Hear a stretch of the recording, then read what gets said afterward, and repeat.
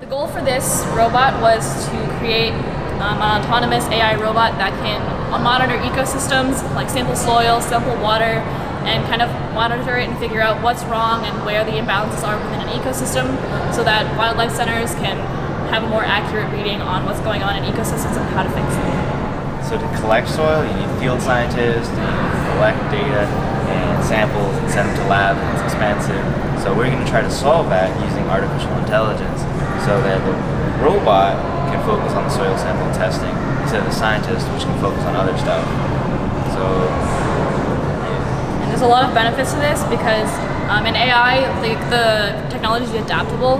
So no matter what ecosystem you're in, if we program the robot in such a way that it can adapt and learn the trends and seasons in each ecosystem, that means that no matter where we put him, he can do his job. There's a lot of societal impacts this can have, positive and negative, and he can do a lot of, he can help with the environment and help solve ecosystem problems from like the ground up, focusing on individuals, specific ecosystems instead of like on a global scale.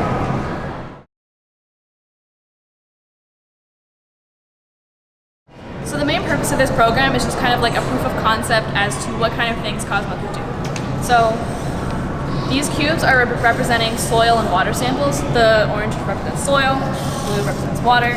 And within this forest, his first job, the first thing we program to do is to first go to the forest. So we use these wall identifying markers, and we designated this area as like the wildlife center lab and this area as the forest. So his first command is to go to the forest.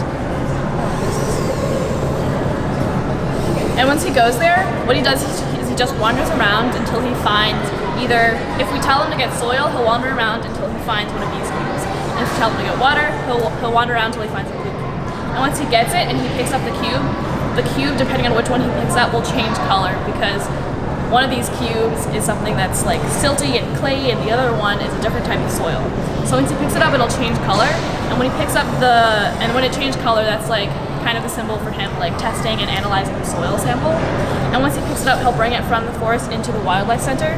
And then once he drops the cube, he'll tell us what kind of soil he found.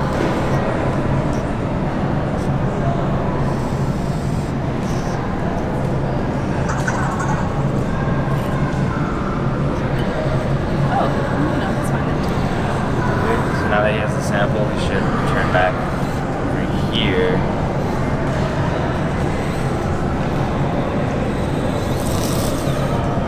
No. Oh,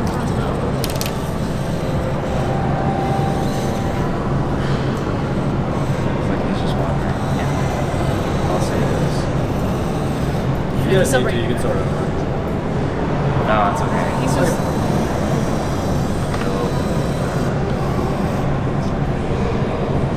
He's just picking it up. Yeah, pick it up and then run it on each one.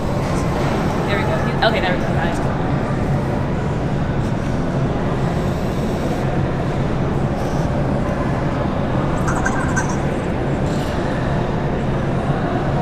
See, it just changed color a little bit from orange to yellow, and that's him like sampling the soil.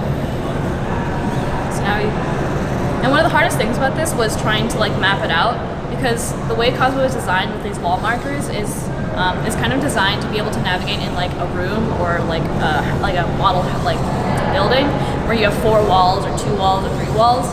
But because we only use one for this one gateway, because we wanted to have like a more open model, it's very difficult for him to find his orientation sometimes, because since there's only one wall, he only has one frame of reference, and because he only has one frame of reference, it's kind of easy for him to get lost. So one of our biggest problems was like figuring out how to make it so that whenever he wandered, he didn't like go off the edge of the board. Yeah, also when he's holding the cube, he can't see the top, so he gets really messed up. Right now he thinks he's right in front of the door, which is... Because he uses his camera to see these symbols, like the symbols that show him where the doorway is, but because part of his camera is covered by the cube he's holding, it's hard for him to like figure out where he's going. He'll get there. He'll get there. I believe in him. Just go here. There you go. No. He made it. Alright. be like, this soil has too much clay. So we have like part of a program built in so that if it happens, so that he like keeps running into the wall, we have a manual takeover so that we can steer him into the wildlife center just for this like model concept. And because the programming like isn't able to like go through sometimes, so we have this like manual override where he goes in and we can like use control to like bring him here. Whenever we don't use the manual override and he goes into the wildlife center, we have us like drops the cube, he looks at the cube, and then he gives a voice that's like, this soil has clay and silt.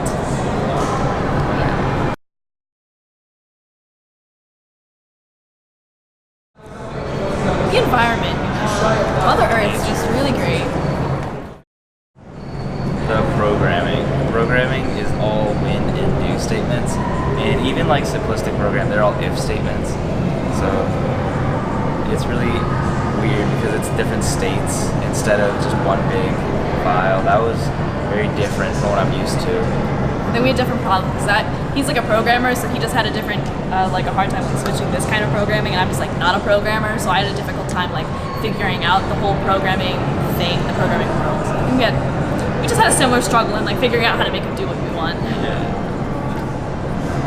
Have fun and ask for help. People will help you. It's faster than trying to learn it on your own.